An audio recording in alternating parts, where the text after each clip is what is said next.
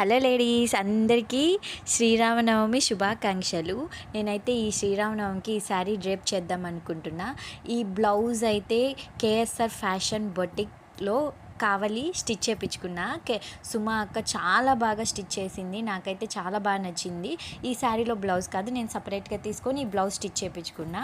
ఇది నా జ్యువెలరీ అయితే నా బ్లౌజ్కి చాలా బాగా మ్యాచ్ అయింది. మా పాప అయితే ఎంజాయ్ చేస్తుంది బాగా, దాంతో ఒక చిన్న స్టెప్ వేస్తున్నా. తను ఎంజాయ్ చేస్తుంటే నాకు అలాగా దాన్ని ఆడిద్దాం అనేసి. సో గుళ్ళో అయితే కళ్యాణం జరుగుతూ ఉంది.